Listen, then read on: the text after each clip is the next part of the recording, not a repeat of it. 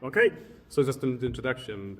Yames is an independent game developer who makes creepy computer games about embodiment and transformation. This can go. Okay, so I have some, I guess I have like some introductory things I write about my work, and then I have two clips from two different games that I think I will try to talk over. Okay, so hi, I'm Yames. I often say I make creepy games rather than scary games or horror games. I love horror media, and one could very well place my games in that genre.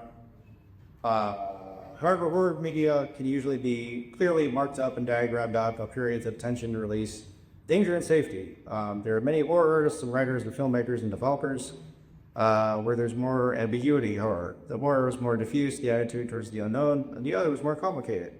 I locate myself among this ilk. There is a sort of headspace or mood world, which I think is really at the root of everything I make. It has to do a lot with like confronting moral, ethical, and human barriers, both physical and immaterial. A desire for otherworldliness, and yet a feeling in your gut that you know that you going further might destroy you. But perhaps if that is what it takes, then that is what it takes. In my own life, I've often followed my curiosity to wherever it directed me until I suddenly realized I'm walking with something that scares me really badly. I can't help but think this behavior also influences some of the choices my protagonists make. Many of my favorite feature are scientists or a scientifically minded person being swallowed up in their attempt to bring into the light that which is in the dark. This is not meant as a review of scientific inquiry or to try to create a morality tale about how seeking forbidden knowledge leads to horrific places, but rather that the conditions allow us to make rational judgments, sober observations, measurements that can be replicated in a lab setting are not the only conditions that we may find ourselves in. We might find ourselves delivered into a world of distorted cause and effect, a premonition of dreams and nightmares. In this darkness, we can find something truly wonderful or terrible or both. So in seeking knowledge, the basis of our very seeking can be altered. Religion, the evolved magic, and paranormal phenomena are also commonly contained in my work. The seed of all dogma is an encounter with something beyond human reasoning. My interest in matter of matter and mind. I will tell you about two games I've made that I think are pretty good cross sections of what I'm interested in. So now I will play. This is only, well, let's see, okay.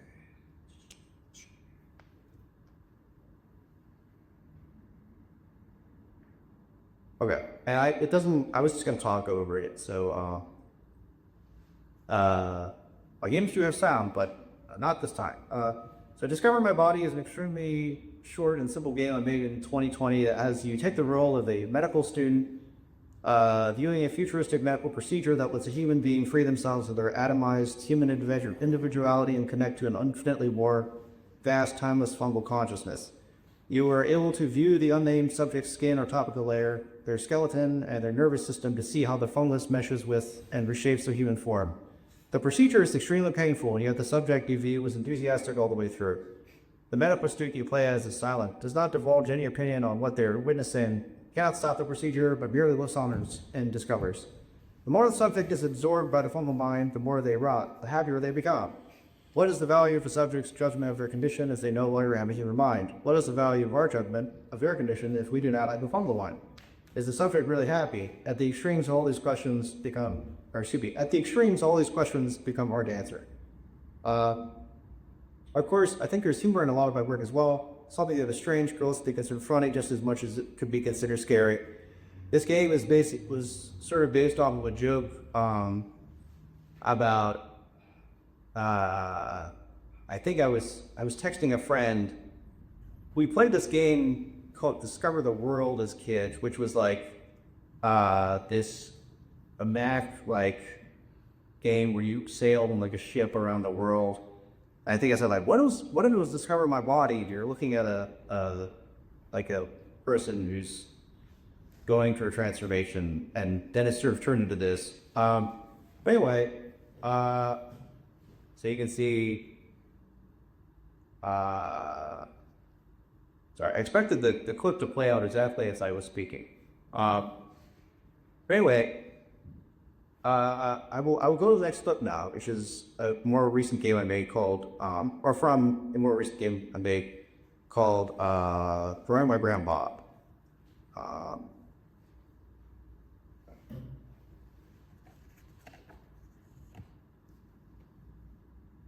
Growing My Grandpa is a sort of combination point-and-click adventure game and creepy Tamagotchi or virtual pet game that the player has.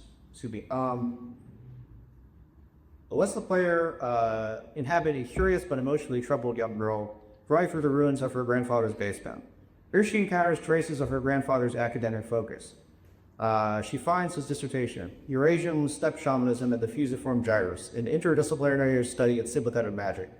The book, speaking of magic, shamans, demons, pacts, inspires her to cast a spell of her own. She takes the photo of her grandpa and attaches it to a doll. A bit of psychic pain and intention that the spell is cast. In doing so, she unwittingly forms a pact with a powerful psychic entity that her grandfather had sealed away in the next room. The psychic entity, understanding the young girl's desire for paternal love, begins taking the form of her late grandfather. Over the course of a few weeks, you must grow this grandpa, but also begin to understand just what this entity is and how it works, as your life depends on or as your life depends upon your understanding.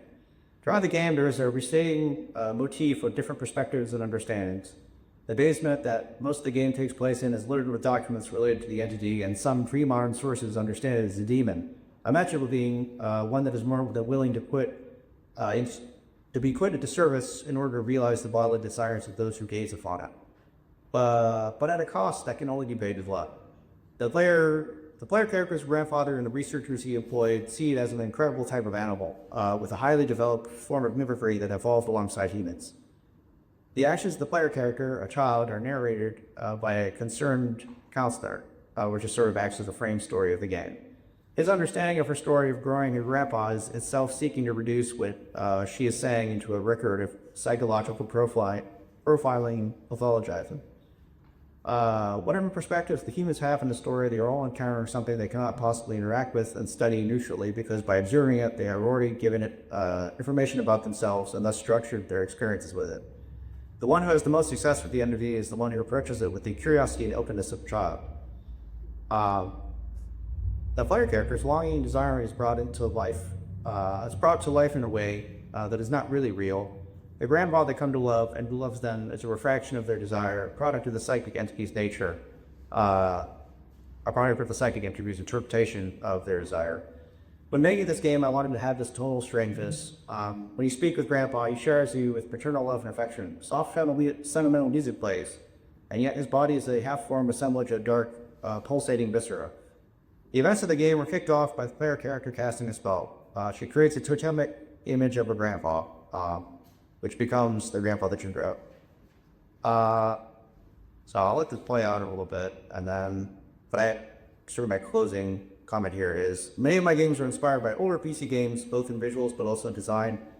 I think there is a sort of naivete about games that led to a lot of creativity and development that is hard to come by now that there's so much convention about what a game can or should be. While I understand why these conventions came to reign, I do think there is something magical about playing a game and not really knowing what will happen in it.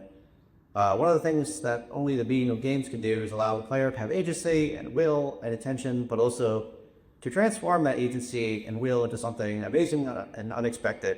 And isn't that like a magical operation? I'm currently working on a handful of projects that I hope will be true to the subject matter and vision that I described to you today. Thank you so much for inviting me to this. I look forward to our conversation.